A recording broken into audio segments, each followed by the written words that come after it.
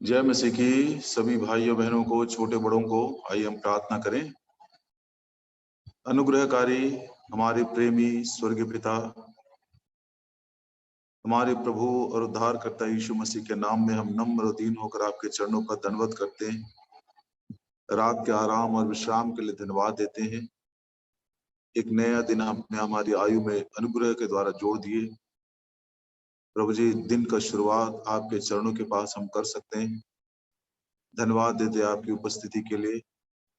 आपने कहा जहाँ 2 या 3 मेरे नाम से इकट्ठे होते उनके मध्य में मैं रहता हूँ। शरीर के भाव से हम अलग अलग हैं, लेकिन उस एक आत्मा के द्वारा प्रभु यीशु मसीह के सिर पद, राजा पद और उसके प्रभु पद के नीचे हम इकट्ठे हुए हैं। दयालु पिता, धन्यवाद देते हैं। वही प्रभु यीशु मसीह हमारे लिए उद्धार है, वो हमारा बल है और वही हमारा गीत है, हमारे भजन का विषय है। प्रभु जी, ऐसी आशीष जितनों को नहीं मिला है, आप उनसे बातें करें। उस विचार पर प्रभु जी हम मनन कर रहे हैं। प्रभु यीशु ने कहा, जिन्हें मैंने चुना है उन्हें मैं जानता हूँ। धन्यवाद देते हैं प्रभु जी, आपके विचार बहुमूल्य और बड़े अनमोल। आज की रोटी हमें दीजिए। हम अपने मनों को एक करते हुए आपके बहुमूल्य लहू के छिड़काव के नीचे आते हैं और बड़ी उम्मीद के साथ नम्र दिल से इस प्रार्थना को प्रभु यीशु मसीह के नाम में मांगते हैं। आमीन। जिन्हें मैंने चुना है उन्हें मैं जानता हूं।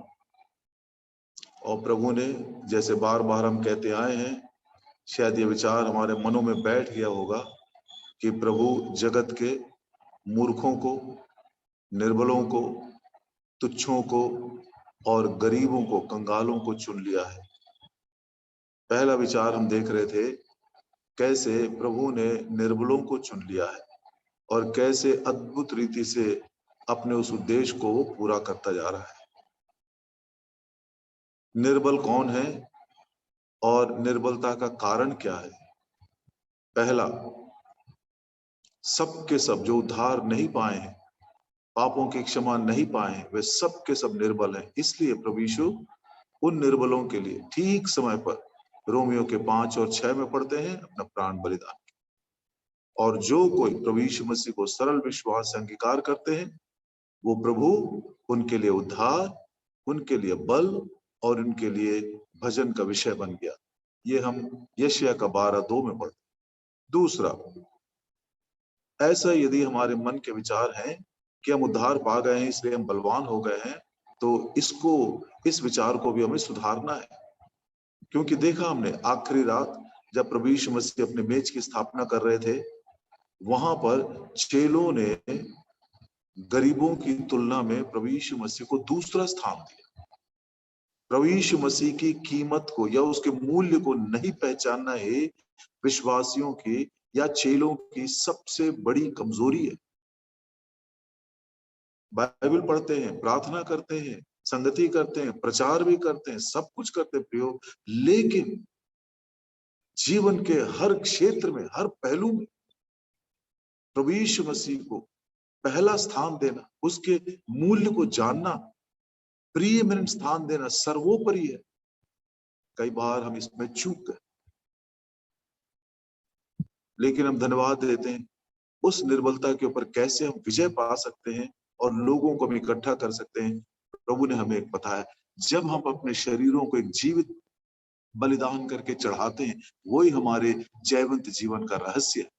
तीसरी बात आज हम देखना चाहते हैं,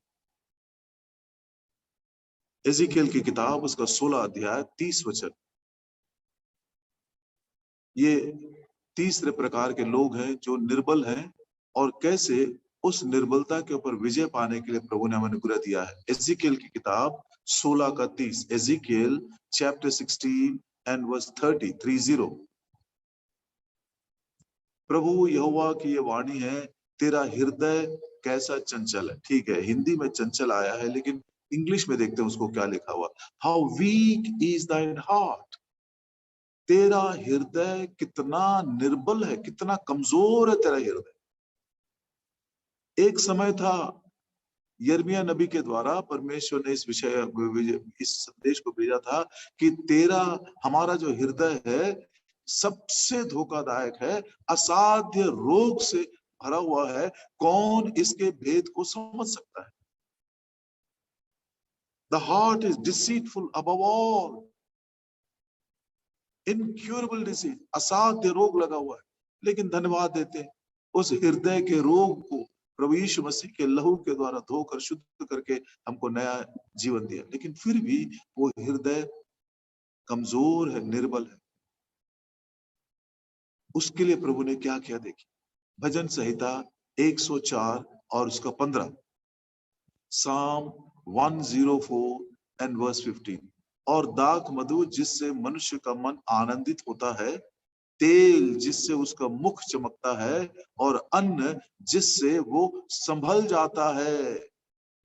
यहाँ पर अन्न लिखा हुआ है, लेकिन इंग्लिश बाइबल में उसको ब्रेड कहा गया है। ब्रेड विच स्ट्रेंथनेथ मैन्स हार्ट, वो रोटी, वो जीवन की रोटी, वो वचन की रोटी जो स्वर्ग से आई है, वो जो हमारे हृदय को बलवंत करता है। स्ट्रेंथनेथ मैन्स हार्ट, हिंदी में थोड़ा सा अलग उसका तर्जुमा है। हमारे निर्बल हृदयों को बलवान करने के लिए, स्थिर करने के लिए, मजबूत करने के लिए वो हमें जीवन की रोटी देता है। ये परमेश्वर का वचन है। प्रभु यीशु मसीह ने खुद कहा, मनुष्य ना केवल रोटी के द्वारा जीवित रहेगा, लेकिन हर एक वचन जो परमेश्वर के मुख से निकलता है उसके द्वारा वो जीवित रहेगा। ये परमेश्वर का वचन है। प्रियो, जब तक कि इस वचन को अधिकाई से हमारे बुद्धि में नहीं, हमारे बुद्धि में, दिमाग में नहीं, हमारे हृदय में, not in the head but in the heart, जब तक अधिकाई से इसको हम बसाए नहीं रखेंगे, हम पाप के ऊपर विजय नहीं पा सकते हैं। भजन संहिता 119 और उसका 11, भजन संहिता 119 और उसका 11, Psalm 119 and verse 11, मैंने तेरे वचन को अपने हृदय में रख छोड़ा है कि तेरे विरुद्ध पाप ना करो। हृदय की मजबूती प्रभु अपने वचन के द्वारा देना चाहता है, और वो वचन जब अपने हमारे हृदय में बसा हुआ है तो हम इतनी आसानी से पाप में गिरेंगे नहीं, परीक्षाओं में हम गिरेंगे नहीं। यिर्मयाह नबी का अनुभव देखिए, यिर्मयाह नबी की किताब 15 अध्याय और उसका 16 वचन, यिर्मयाह नबी की किताब 15 अध्याय 16 वचन, जब तेरे वचन मेरे पास पहुंचे तब मैंने उन्हें मानो खा लिया, भोजन के समान खा लिया मैं उसको, और तेरा वचन मेरे मन के हर्ष और आनंद का कारण हुआ। क्योंकि हे सेनाओं के परमेश्वर यहोवा, मैं तेरा कहलाता हूं। मेरे हृदय, यहाँ पर मन लिखा हुआ है लेकिन इंग्लिश में हृदय आया है। Thy word has become the joy and rejoicing of my heart. मेरे हृदय के लिए आनंद और बल और शक्ति मिला उससे। क्या सचमुच में इस रीति से हम अनुभव कर रहे हैं?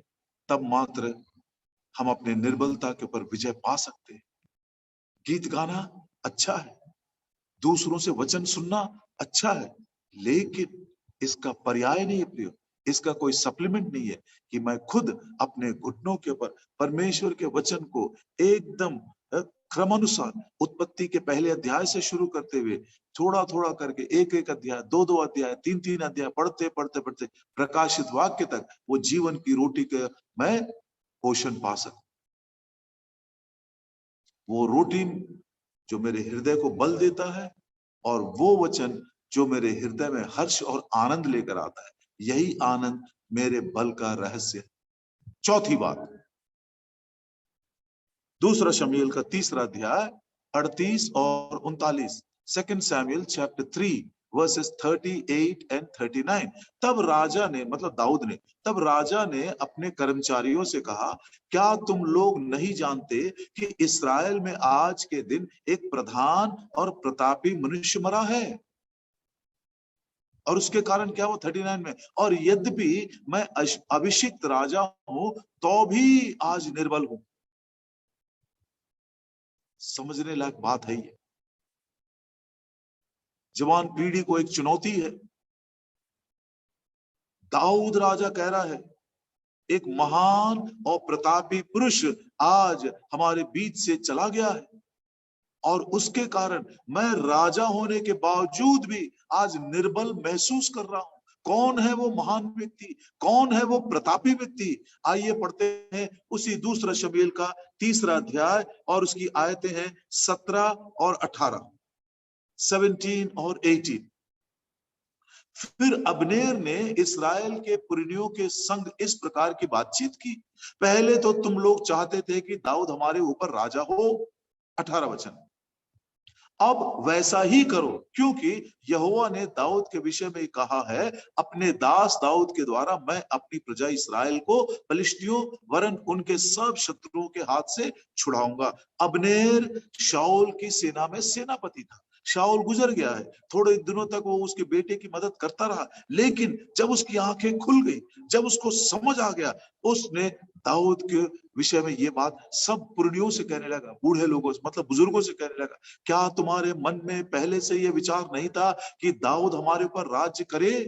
तुम चाहते थे, अब उठो, वैसा ही करो।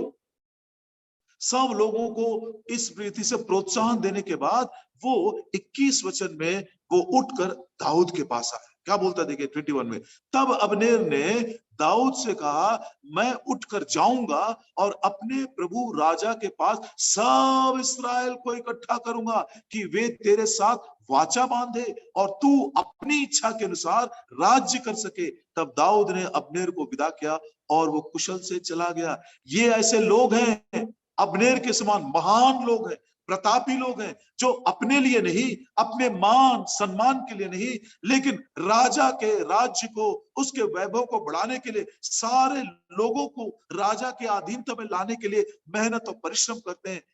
कितने कितने मिशनरीज, कितने कितने सेवक, जिन्होंने उस राजाओं के राजा प्रभु यीशु मसीह के राज्य को स्थापित करने के लिए, लोगों को प्रभु के पास इकट्ठा करने के लिए कितना मेहनत किए, प्रयास के, आखिर में उन्होंने अपने प्राण की भी आहुति दी।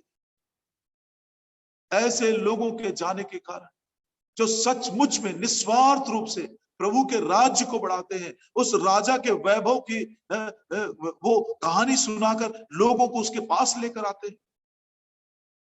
बिल्डर्स ऑफ द किंगडम, राज्य के बनाने वाले,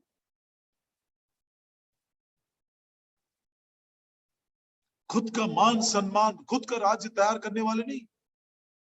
अब्नेर के समान क्या बोलता, मैं फिर से पढ़ना चाहता हूं, मेरे दिल को छू गया, मैं जाऊंगा, मैं उठकर जाऊंगा। अब्नेर कह रहा दाऊद से, अपने प्रभु राजा के पास सब इस्राएल को इकट्ठा करूंगा कि वे तेरे साथ वाचा बांधे, राजा के साथ वाचा बांधे, और तू अपनी इच्छा के अनुसार उनके ऊपर राज्य कर सके। तब अब्नेर उठकर चला गया, कुशल से चला गया, अपने काम में लग गया। लेकिन धोखा हुआ, वो कहानी कोई दूसरी बात है, गुजर गया। राजा बोलता है, क्या तुम्हें समझ में आ रहा है? राजा दाऊद कपड़े फाड़कर विलाप कर रहा है। एक महान और प्रतापी व्यक्ति आज हमारे बीच से चला गया। प्रियो, ऐसे राज्य को बनाने वालों के लिए प्रभु ढूंढ रहा है। तुम सबसे पहले मेरे राज्य और मेरे धार्मिकता की खोज करो। प्रभु ऐसे लोगों को ढूंढ रहा है जो दूसरे लोगों को इकट्ठा करके राजाओं के राजा के पास इकट्ठा करे और अंधकार के शक्तियों से छुटकारा देकर प्रभु के राज्य में, उसके पुत्र में, राज्य में हम उनको ला सके। क्या आप इस सेवकाई के लिए अपने आत्मा, प्राण और देह को समर्पित करना चाहते हैं? याद करिए उन मिशनरियों के, उन सेवकों के, उन प्रभु के लोगों के त्याग और बलिदान को। उनके खाली स्थान को भरने के लिए प्रभु आज आप में से, मुझ में से ढूंढ रहा है ऐसे लोगों। तब मात्र हमारे प्रभु के राज्य को हम मजबूत कर सके। Think about it. एक और बात, नेहमिया की किताब, उसका 6 अध्याय 9 वचन, the book of Nehemiah chapter 6 and 9। वे सब लोग यह सोचकर हमें डराने चाहते थे उसके हाथ ढीले हो जाएंगे, उनके हाथ ढीले हो जाएंगे, ढीले पड़ जाएंगे और काम बंद हो जाएगा। परंतु अब हे परमेश्वर, तू मुझे हियाव दे। नेहमिया एक बहुत ही अच्छे नौकरी में था, ऑनरेबल सर्विस। शत्रु के राजा के, शत्रुओं का जो राजा था, उनके महल में कर्मचारी था वो, एक ऊंचे पदवी पर, पिलाने हार। जब उसको मालूम पड़ा कि यरूशलेम के शहरपना और उसकी दीवारें टूटी पड़ी है, जल गई हैं, तो वो उससे विनती करके राजा से और यरूशलेम में आया और उसकी दीवारों को बनाने लगा। लेकिन मंदिर के जो शत्रु हैं, प्रभु के मंडली के विरोध में जो लोग काम करते हैं, वे लोग बहुत ही ज्यादा नाराज हो गए, क्रोधित हो गए, और वे बोलने लगे चलो हम इनको डराएंगे। अब अलग अलग तरीका उन्होंने अपनाया था, वो हमारी बात नहीं है, लेकिन ये विचार हम सीखना चाहते हैं कि प्रभु के काम को करते समय, प्रभु के घर को बनाते समय, कुछ लोग हमको डराना भी चाहते हैं, लेकिन डराने के कारण हमारे हाथों को ढीला कर देना चाहते हैं ताकि काम बंद हो जाए। इंग्लिश में क्या लिखा देखिए, बड़ा सुंदर सा इसका विचार है इंग्लिश में। For they all made us afraid, say their hands shall be weakened from the work. ढीले पड़ जाएंगे मतलब इनके हाथ निर्बल हो जाएंगे, वीक हो जाएंगे, काम नहीं कर सकेंगे ये डर के कारण। तो प्रियो, एक और बात हम सीखते हैं कि डर एक ऐसी बात है जो हमको निर्बल बना देती है। Fear makes us weak. लेकिन ऐसे समय में उसका एक एंटीडोट, उसका एक उपाय प्रभु ने हमें बताया। भजन संहिता 56 और उसके 3 वचन में पढ़ते हैं, the book of Psalm 56 and verse 3, When I am afraid, I will trust in thee. जिस समय मुझे डर लगेगा, मैं तुझ पर भरोसा रखूंगा। विश्वास, ये जो डर है उसका वैक्सीन है ये। यदि मन में डर बसा हुआ है तो हम काम नहीं कर सकेंगे, दिलेरी के साथ आगे बढ़ नहीं सकेंगे। तो क्या प्रभु ने हमको ये प्रतिज्ञा नहीं दिया, मैं अपनी कलीसिया को बनाऊंगा, अधोलोक के फाटक प्रबल नहीं होंगे। प्रियो, इस बात पर भरोसा रखते हुए, जब मैं डरूंगा तब मैं भरोसा रखूंगा। शत्रु शैतान कई प्रकार के डर और भय हमारे सामने लेकर आता है ताकि काम रुक जाए, मंडली ना बने, लेकिन प्रभु की प्रतिज्ञा पर हम पूर्ण भरोसा रखते हैं। इतना ही नहीं, एक और संदर्भ में प्रभु यीशु मसीह ने कहा, खुद प्रभु यीशु मसीह ने कहा, मरकुस सुसमाचार और उसका 5 अध्याय और 36 वचन, 5:36, marks gospel chapter 5 and verse 36, जो बात वे कह रहे थे उसको उसने अनसुनी करके आराधनालय के सरदार से कहा, मत डर, केवल विश्वास कर। Don't fear, only believe. Faith is the antidote and the vaccine for faith, for fear. मत डर। सो डर एक ऐसी बात है जिसके कारण हमारे हाथ निर्बल, कमजोर हो जाते हैं, काम करने के लिए शक्ति खत्म हो जाती है। लेकिन हमको प्रभु पर, प्रभु के प्रतिज्ञाओं के ऊपर पूर्ण भरोसा रखना है, हम नया बल प्राप्त करते जाए। एक और बात है, इस भय के ऊपर विजय पाने के लिए 1 यूहन्ना 4 अध्याय 18 वचन, 1 यूहन्ना 4 का 18, 1 John chapter 4 and verse 18,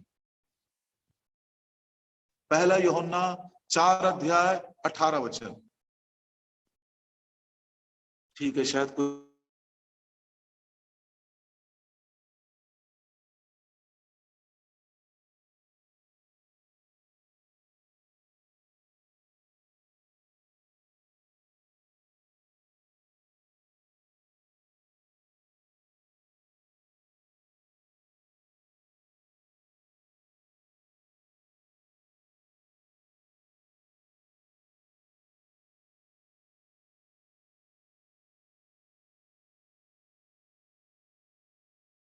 प्रेम में भय नहीं होता, वरन सिद्ध प्रेम भय को दूर कर देता है।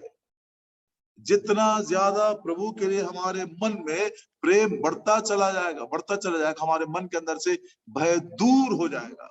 सो प्रभु का प्रेम और प्रभु पर विश्वास, ये दोनों हमारे भय के ऊपर विजय पाने के साधन है।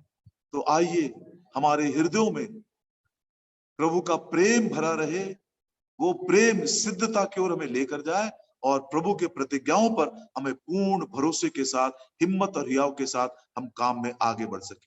आखिरी एक विचार है, मरकुस सुसमाचार उसका 14 अध्याय 38 वचन। Mark's gospel chapter 14 and verse 38। जागते रहो, प्रार्थना करते रहो कि तुम परीक्षा में ना पड़ो। आत्मा तो तैयार है पर शरीर निर्बल है, दुर्बल है। इस बात को प्रियो हर रोज हमें स्मरण करना। पौलुस इस बात को इस हद तक समझ गया कि फिलिपियों की पत्री 3 अध्याय और 3 वचन में कहता है, फिलिपियंस चैप्टर 3 एंड वर्स 3 में पौलुस कहता है, क्योंकि खतना वाले तो हम ही हैं, परमेश्वर के आत्मा की अगुवाई से उपासना करते हैं, मसीह यीशु पर घमंड करते हैं, पर शरीर पर भरोसा नहीं रखते। शरीर निर्बल है, दुर्बल है, हमको कोई भरोसा नहीं इसके। और इसलिए पौलुस कहता है गलतियों की पत्री 5 अध्याय और उसके 24 वचन में, उस क्रूस के सामर्थ के द्वारा शरीर और उसकी अभिलाषाओं समेत हमने उसको क्रूस पर चढ़ा दिया। और जो मसीह यीशु के हैं उन्होंने शरीर की उसकी लालसाओं और अभिलाषाओं समेत क्रूस पर चढ़ा दिया। शरीर निर्बल है, शरीर पर भरोसा नहीं रख सकते, शरीर की लालसाओं के साथ हमने उसको क्रूस के ऊपर चढ़ा दिया है। आगे सुनिए, यही वो शरीर जिसकी निर्बलता और दुर्बलता के ऊपर क्रूस के सामर्थ के द्वारा जय पाते रहे, एक दिन ये शरीर जमीन के अंदर एक बीज के समान बो दिया जाएगा, जिस दिन हमारी यात्रा पूरी हो जाएगी। कितना सुंदर एक आशा और हियाव प्रभु ने हमको दिया है। पहला कुरिन्थी उसका 15 अध्याय उसका 42 और 43, 42 एंड 43। 1 Corinthians chapter 15 verse 42। मुर्दों का जी उठना भी ऐसा ही होता है, मतलब रेजरेक्शन के बारे में। शरीर नाशवान दशा में बोया जाता है और अविनाशी रूप में जी उठता है। 43 वचन 43, वो अनादर के साथ बोया जाता है और तेज के साथ जी उठता है, निर्बलता के साथ बोया जाता है, सामर्थ के साथ जी उठता है। What a wonderful word! कितना अद्भुत पुनरुत्थान की आशा प्रभु ने हमें दी है प्रियो। तो आइए इस शरीर के अभिलाषों को पूरा ना करते हुए, क्रूस के सामर्थ के द्वारा उसके ऊपर विजय पाते हुए, कितना भी हम आराधना करें, कितना भी सेवा करें, शरीर पर भरोसा ना रखें, शरीर के लिए प्रबंध ना करें, क्योंकि हमें मालूम है जिस दिन हमारी यात्रा पूरी हो जाएगी, हमारी सेवा पूरी हो जाएगी, ये निर्बल शरीर को जब हम बो देंगे सामर्थ के द्वारा, पुनरुत्थान में वो जी उठेगा।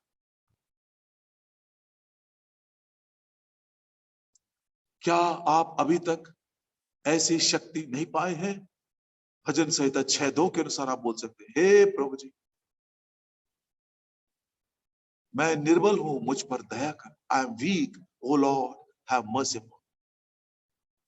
किसी भी प्रकार की निर्बलता हो, प्रभु की दया हमारे ऊपर है, चाहे उद्धार के लिए, चाहे विश्वासियों के लिए, चाहे चेलों के लिए, चाहे प्रभु का राज्य बनाने के लिए, या प्रभु का घर बनाने के लिए, या पुनरुत्थान के लिए तैयार होना चाहते। प्रभु इस वचन की रक्षा करे, हम सबों के लिए आशीष में बने। प्रभु यीशु, आपके वचन के लिए हम बहुत बहुत आभारी। जिसकी जैसी आवश्यकता हो उसकी निर्बलता में आप उनकी सहायता करें, और हर कोई ये बात कह सके, हर निर्बल ये कह सके, मैं बलवान। इस वचन की रक्षा के लिए आपसे विनती और प्रार्थना प्रभु यीशु मसीह के नाम में मांगता। आमीन। जय मसीह की सबों को